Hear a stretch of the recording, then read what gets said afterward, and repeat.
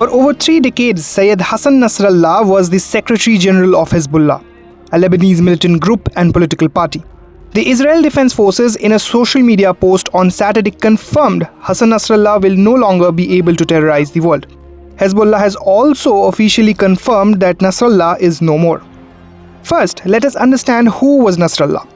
Born in Beirut's impoverished Karantina district in 1960, Nasrallah hailed from a family rooted in Bazourieh, a village in Lebanon's predominantly Shiite south, which today forms Hezbollah's political heartland. Nasrallah was deeply influenced by the 1979 Iranian Islamic Revolution, which played a pivotal role in shaping his political outlook.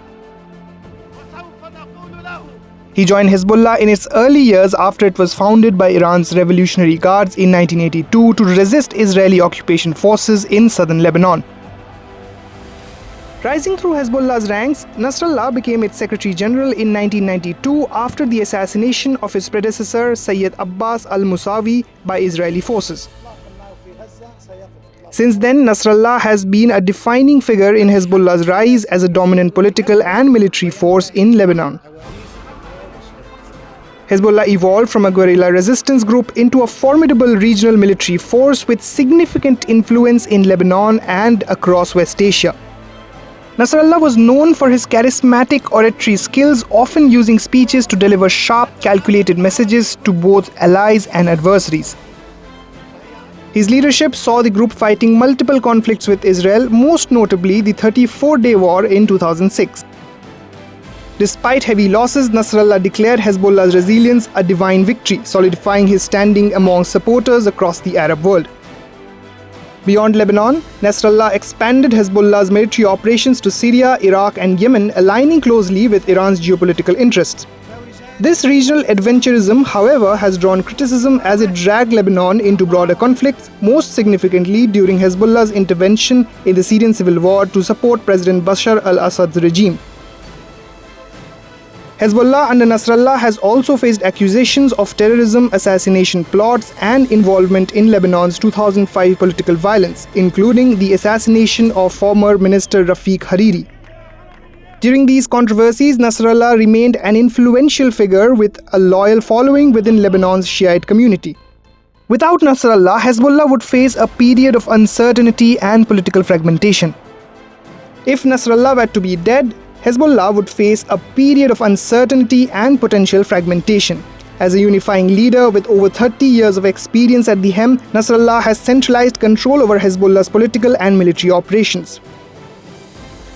His death could lead to a vacuum, as no successor with the same level of regional credibility and leadership capacity is immediately apparent. Nasrallah's unique relationship with Iran has been pivotal in maintaining Hezbollah's access to financial and military resources.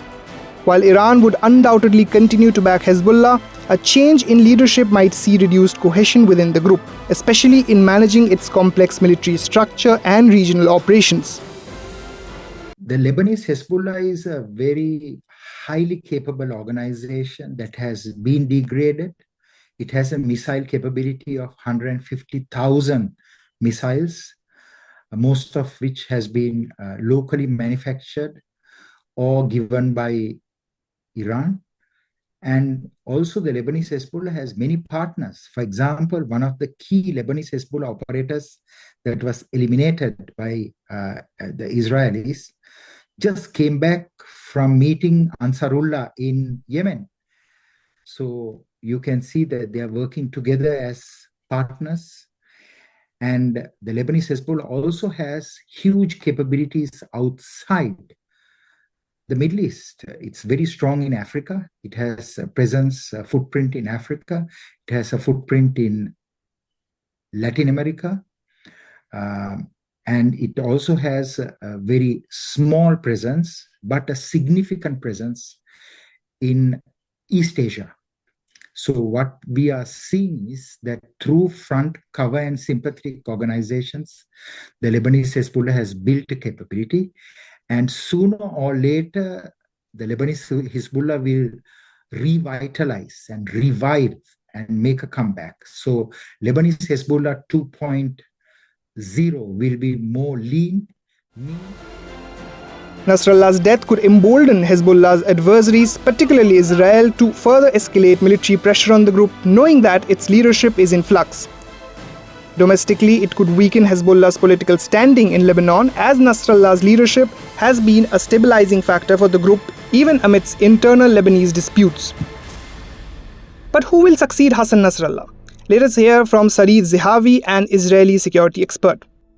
Yes, there is a question whether the head of the Executive Council of Hezbollah, who is also a member in the Military Council, Executive Council is the civilian branch of Hezbollah, and the Jihadi Council is the military branch. And there is one person, his name is Hashem Safi Adin, is one of the leaders of this organization, and he's a person who is involved in the military and civilian infrastructures of this project.